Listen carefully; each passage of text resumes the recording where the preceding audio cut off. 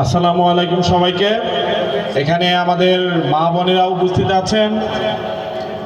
আসলে এত জনসমুদ্র দেখে আমি নিজেই অবাক হয়ে গিয়েছি যে আমাদের বেলকুচিতে চাঁদাবাজির বিরুদ্ধে গণজোয়ার সৃষ্টি হয়েছে। কি বলেন?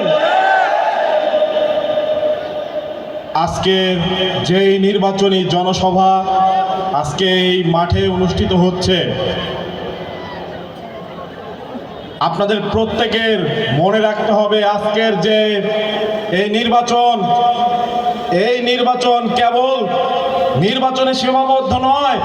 যদি 24-এর গণ অভ্যুত্থান না ঘটতো তাহলে এই নির্বাচন এত সুন্দরভাবে এত উপস্থিতি নিয়ে অনুষ্ঠিত হতো না। সংগ্রামী ভাই এবং বন্ধুগণ, আমাদের এই বেলকুচি উপজেলা শহীদের রক্তে রাঙা। আমাদের বেলকুচির 2 জন কৃতি সন্তান এখনো ঘুমিয়ে আছেন। আমাদের এই বেলকুচির মাটিতে বৈষম্য বিরোধী ছাত্র আন্দোলনে যারা শহীদ হয়েছেন, বৈষম্য বিরোধী ছাত্র আন্দোলনে শহীদ হওয়ার পর তাদেরকে কবরের জায়গাটুকু দিতে চায়নি সেই ফ্যাসিস্ট শক্তিরা। সেই শহীদের রক্ত বেয়ে আজকের এই নির্বাচনের পথ উন্মুক্ত হয়েছে। সংগ্রামী ভাই এবং বন্ধুগণ, কিছুদিন আগে আমাদের এই সিরাজগঞ্জ জেলায় একজন বড় নেতা এসেছিলেন। সেই নেতার জনসভায় আমরা দেখেছি প্রকাশ্যে মিথ্যাচার করতে যে সিরাজগঞ্জ জেলায় যে 15 জন শহীদ রয়েছে, সেই 15 জন শহীদ নাকি তাদের দলের। সর্বপ্রথম গণ অভ্যুত্থানের পর শহীদদেরকে দলীয়করণ করেছে সেই বড় রাজনৈতিক দলটি। আমরা জাতীয় নাগরিক পার্টির পক্ষ থেকে 10 দলীয় ঐক্যের পক্ষ থেকে এর তীব্র নিন্দা এবং প্রতিবাদ জানিয়ে যাচ্ছি। শহীদদেরকে কোনোভাবেই দলীয়করণ করা যাবে না। তারা এই জাতির সূর্য সন্তান, যাদের রক্তের বিনিময়ে আমরা আমাদের মুক্তি আজাদি পেয়েছি। সংগ্রামী ভাই এবং বন্ধুগণ, কথায় কথা বাড়ে। আজকে আমরা যে বেলকুচিতে রয়েছি, এই বেলকুচির রয়েছে একটি সুদীর্ঘ সংগ্রামী ইতিহাস। ব্রিটিশ বিরোধী আন্দোলনে রয়েছে আমাদের এই বেলকুচির কৃষকদের সক্রিয় ভূমিকা।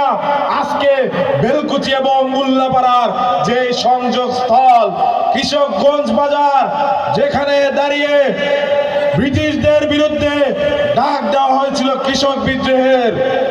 সংগ্রামী ভাই এবং বন্ধুগণ, 1922 সালে এই বেলকুচির কৃষক সম্প্রদায় সলঙ্গা কৃষক বিদ্রোহে সক্রিয়ভাবে অংশ নিয়েছিল। 1885 সালে এই বেলকুচি, এই সিরাজগঞ্জ, এই শাহজাদপুরের কৃষকদের নেতৃত্বে যেই আন্দোলন হয়েছিল, তার ফলে ব্রিটিশরা বঙ্গীয় প্রজাস্বত্ব আইন কায়েম করতে বাধ্য হয়েছিল ব্রিটিশ পার্লামেন্টে। সংগ্রামী ভাই এবং বন্ধুগণ, 71-এর ধারাবাহিকতায় 24-এও এই বেলকুচি এনায়েতপুর ছিল সেই ফ্যাসিস্টদের জন্য বদ্ধভূমি।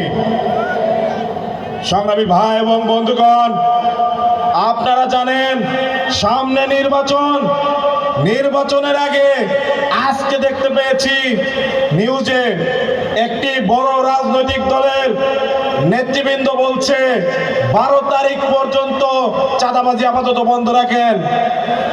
চাঁদাবাজি তাদের একটা অধিকার। সংগ্রামী ভাই এবং বন্ধুগণ, আমরা কি চাঁদাবাজদেরকে ভোট দেব? আমরা কি ভুল জায়গায় ভোট দেব? আমরা অবশ্যই সঠিক জায়গায় ভোট দেব। আপনারা জানেন আমাদের 10 দলীয় ঐক্যের এই বেলকুচি চৌহালি আসনের প্রার্থীকে তিনি কতটুকু সৎ, তিনি কতটুকু ন্যায়পরায়ণ। ইনশাল্লাহ আমরা ওয়াদা করছি, যদি দাঁড়িপাল্লায় আপনারা ভোট দেন তাহলে আর বরাবরের মতো প্রতারিত হবেন না। আমাদের বেলকুচির যে তাঁত শিল্প রয়েছে সেটি আবার আগের রূপে ফেরত যাবে ইনশাআল্লাহ। আমাদের বেলকুচির যারা কৃষক সম্প্রদায় রয়েছেন তারা তাদের ন্যায্য অধিকার ফিরে পাবেন ইনশাআল্লাহ। আমাদের বেলকুচির যেই শ্রমিক সম্প্রদায় রয়েছেন তারা তাদের ন্যায্য অধিকার ফিরে পাবেন ইনশাআল্লাহ। আপনারা যদি আমাদের 10 দলীয় জোটের প্রার্থীকে ভোট দেন তাহলে আমাদের শহীদের যেই রক্ত সেই রক্তের যে ঋণ সেটি আমরা শোধ করতে পারবো ইনশাআল্লাহ। আমরা কোনো শহীদের দলীয়করণ করব না। সংগ্রামী ভাই এবং বন্ধুগণ, 24-এর গণ অভ্যুত্থানের ধারাবাহিকতায় যেই নির্বাচন এসেছে সেই নির্বাচনে আপনাদের সঠিক জায়গায় ভোট প্রদান করতে হবে ইনশাআল্লাহ। আপনারা রাজি তো? ইনশাআল্লাহ।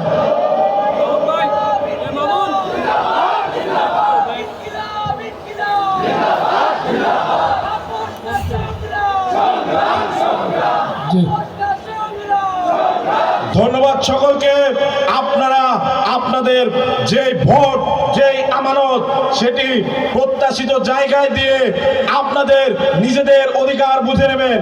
আর এখানেই আমরা কথা দিয়ে যাচ্ছি, যদি তিনি তার যে ওয়াদা সেই ওয়াদা না রাখতে পারেন তাহলে জনগণের কাতারে গিয়ে আমরা তার কাছ থেকে আমরা আপনাদের অধিকার আদায় করে নিব ইনশাআল্লাহ। ইনকিলাব জিন্দাবাদ।